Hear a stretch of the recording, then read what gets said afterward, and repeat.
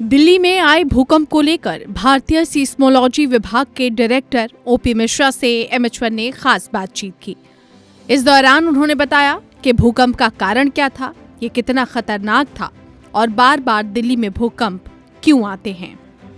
दिल्ली में सुबह सुबह भूकंप आया और इसके पीछे कारण क्या थे, कहाँ पे सेंटर था, बात करेंगे। मेरे साथ नेशनल जो सिस्मोलॉजी का डिपार्टमेंट है उसके डायरेक्टर हैं ओपी मिश्रा, बातचीत करेंगे। सर, क्या एपी सेंटर था और क्या ये बहुत खराब डेडली था या इसके पीछे कारण क्या थे?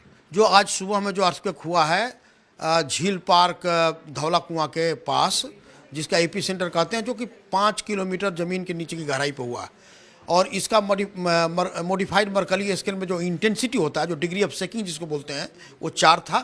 और जो इसका व्यापकता और एनर्जी कंटेंट जो मैग्नीट्यूड कहते हैं वो भी 4 था। तो ये नॉर्मल इसलिए है क्योंकि वहाँ पर और भी अर्थक्वेक हुए हैं।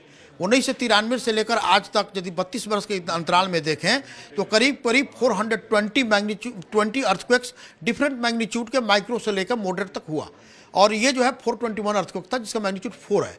पहले भी 4.6 अर्थक्वेक भी हो चुका है 2007 में नवंबर में, लेकिन उसकी गहराई 10 किलोमीटर थी। तो पब्लिक इसलिए ये जोल्ट फील किया ज़्यादा क्योंकि ये सैलोज था, काफ़ी गहराई इसकी कम थी। तो कम गहराई होने के चलते जो है, मॉर्निंग का टाइम होने के चलते पब्लिक जो है काफ़ी काम एंड क्वाइट सिल्प मुद्रा में थी, तो उनको काफ़ी झटका लगा। जो मल्टी स्टोरी बिल्डिंग में टॉप फ्लोर पर होंगे उनको ज़्यादा झटका फील हुआ होगा, क्योंकि टाइम पीरियड जैसे भी होता है वो बढ़ता जाता है, तो उनको ज़्यादा शेकिंग फील होती है ग्राउंड फ्लोर के तुलना में। तो ये जो हुआ है वो एक ऑलरेडी जहाँ पर अर्थक्वेक भूकंप हुए हैं वहीं जोन में हुआ। हम देखते हैं कि ये जो हिमालय रीजन है, यहाँ हर महीना 2 महीने भूकंप आ ही जाता है बड़ा।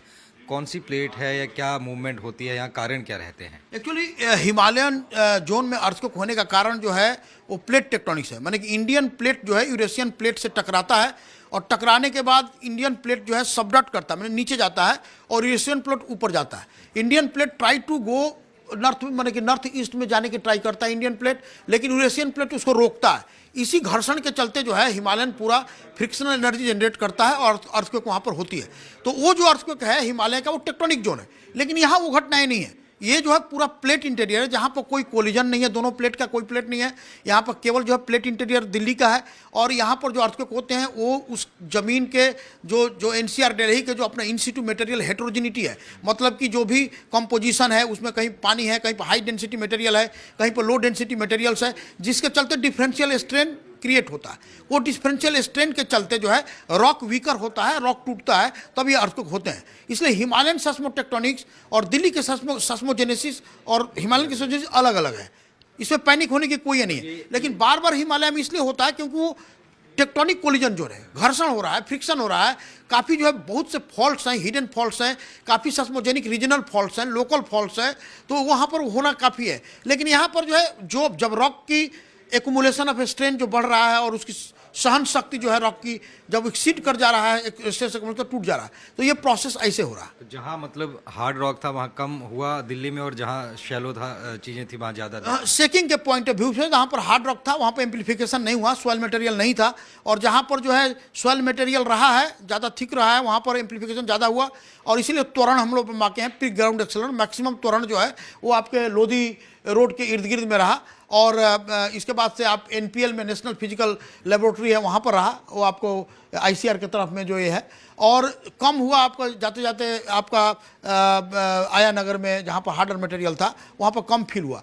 तो यही कहा जाता है कि एम्प्लीफिकेशन सेस्मिक वेव का मटेरियल पर डिपेंड करता है। अच्छा, ये लोग ये भी कहते हैं कि छोटे छोटे भूकंप आए तो बड़े का खतरा टल जाता है, ऐसा सच में है क्या? ये सच्चाई है कि यदि सेम जोन में छोटे छोटे अर्थक्वेक आ रहे हैं तो उस सेम जोन में बड़े अर्थक्वेक होने की संभावना कम हो जाती है, क्योंकि उतना एनर्जी नहीं रह जाता है और उतना एनर्जी नहीं एक्यूमुलेट हो पाता है सबसे रॉक मटेरियल में जो कि बड़ा अर्थक्वेक करे। क्योंकि जितना ज़्यादा एनर्जी एक्यूमुलेट होगा उसके लिए जो है रॉक मटेरियल जो है काफ़ी कॉम्पिटेट होगी, और उसका सोर्स जोन भी बड़ा होना चाहिए, मतलब कि आपका लेंथ ऑफ विड्थ फॉल्ट का बड़ा होना चाहिए। तो उस तरह का यहाँ पर जो है दिल्ली इसलिए लकी है कि उतना बड़ा अर्थक्वेक नहीं है जो मैग्नीट्यूड 6 का और मैग्नीट्यूड करे, क्योंकि यहाँ पर जो है सोर्स जोन काफ़ी नैरो है।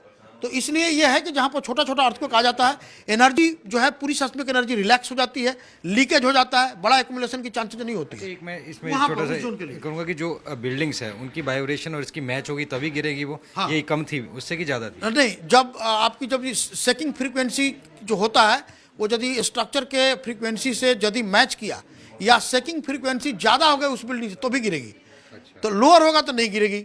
इसका मतलब कि शेकिंग फ्रीक्वेंसी लोअर था बिल्डिंग के स्ट्रक्चरल फ्रीक्वेंसी से, इधर मैच कर जाए या मैच नहीं तो ज़्यादा हो जाए। हाँ, तो इसलिए ये जो शेकिंग जनरेट हुआ अर्थक्वेक के बाद, वो फ्रीक्वेंसी जो है वो उस एरिया के जितने स्ट्रक्चर हैं उसे मैच नहीं कर पाया, उसे नीचे ही था। तो कह सकते हैं कि वो उस फ्रीक्वेंसी के लिए वो स्ट्रक्चरल रेजिलियंट था और रेजिलियंट है 4 मैग्नीट्यूड 5 किलोमीटर डेप्थ पर।